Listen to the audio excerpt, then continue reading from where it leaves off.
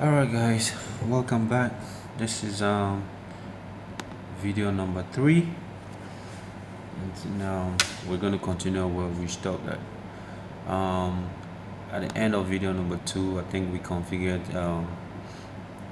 the link between R1 and R2, and then we ping from R1 to R2 interfaces. Everything was working all right.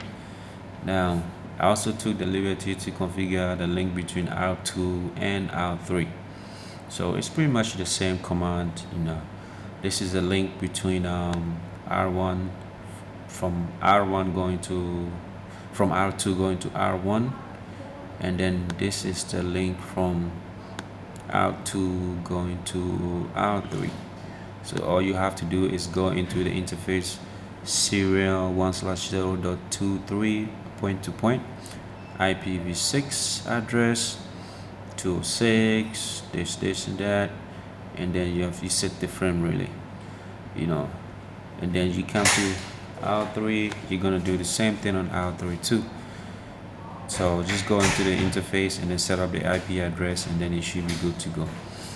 So right now I'm going to test the ping from R3 to R2 and see if our settings our configuration is good to go from R3 to R2. So I go ping 2026 : 23 : 1, enter, and it seems our ping is working.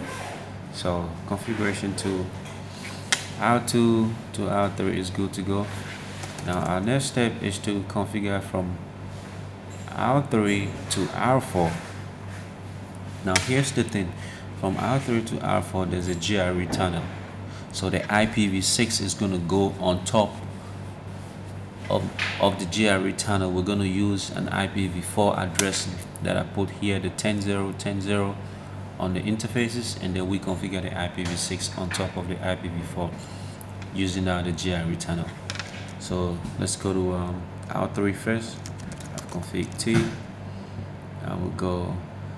I don't know if we did this, but let's check and see. Do show run. I don't remember typing ipv6 unicast routing, so I just wanted to check and make sure it is there.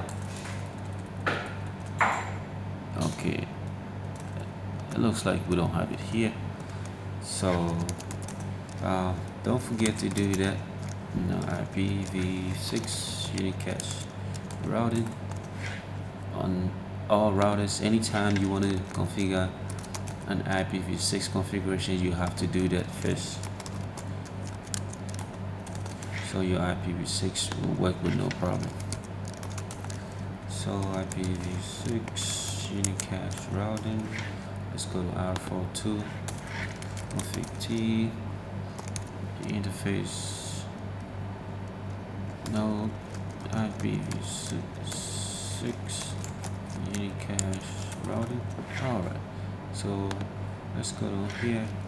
Now from R3 we go interface serial 1/0.34, then point to point. This is the serial interfaces that will be going to R4. So here we're going to use an ipv4 addressing. So IP address is 10.0.10.1 with /30 subnet max, so 255.255.255.252. Alright, so we're good on that. Let's go to R4, interface serial 1/0.34 point to point, IP add 10.0. Did I put the right one here? Oh, we did 10.1. Okay, well, I guess we'll stick to 10.1. 10.1.10.2 and 255.255.255.252.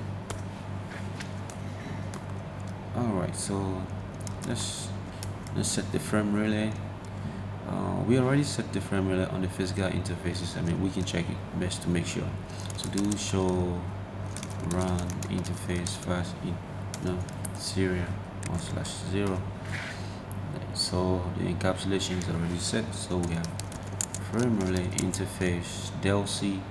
R4 is using 403 to R3, and then let's go to R3. We have frame relay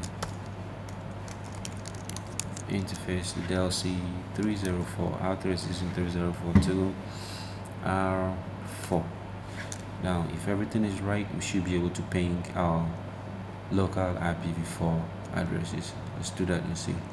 Do ping 10.1.10.2, which is R4. There you go. Our ping is successful, so we're good to go. All right, so from here we're going to jump onto R4. Now as you can see, all configuration have been done between R1, R2, R3, and R4. The only thing we're left here is a GRE tunnel, which we're going to come to that later on. So we're going to go ahead and configure the ipv6 address between R4 and DSW1, DSW1, DSW2, DSW1 the PC, and R4 and DSW2. So if you guys just follow along with me, we're going to do that really quickly. So I'll open the console here, open DSW console, and then open the console for the PC. There's something that I failed to mention. Our PC is not a regular PC. It is a router that we're going to strip it of all the routing information, the routing capabilities, and then turn it into a PC. Alright, so let's go to R4 rather. Okay, now let me show the interfaces so that we know what we're dealing with here. Okay, so we're in R4. Config T. Now from R4 to DSW1 is Ethernet 2/0. So I will go interface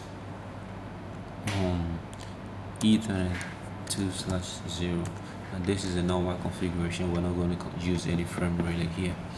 So if you look at it, the configuration, the IP address for the link between R4 and DSW1 is here, 14. So we have ipv6 add 2026::14:1. So R4 will take the 1 and DSW1 will take the 2. So, good. And the link between R4 and DSW2 is 24. So and the interface is 2/1. So I use the up arrow key. Now just go back, and then I just come here, change this to 2, and there you go. So we're done with that. Alright, so now we go to DSW1. Config T. Don't forget your you need to set IP routing, and then ipv6 unicast routing. So we go interface fast Ethernet 0/0 on DSW1, which is a link to R4, ipv6, and I have 2026:14:2/122. There we go. Do ping 2026:14:1, ping in R4, and it's not working. So let's see what we miss over there. Do ping 2026:14. Let's go to R4. 2014/1. Oh, okay. You know what? The interface is still down. No shut, and no shut here. 4 days. and then no shot for this. Okay, so let's go back and try our ping once more, and we're successful. There you go. So let's go to DSW2 config T IP routing, ipv6 unicast routing. You have interface 5.0/0. You have no shot. ipv6 address 2026 :/2/122/122. Now let's test to ping 2026:24:1, and there we go. So there we go. So now we can ping from the this direction. All we have left is to I'm going to leave you to configure the link between this and the link between the PC. So you can do that before you join into the next video, but I'm gonna leave you. We're gonna do that in the next video, but if you want, you can go ahead and configure these two links. Okay, all right, so that's it for now. So I'll see you guys in the next video. All right.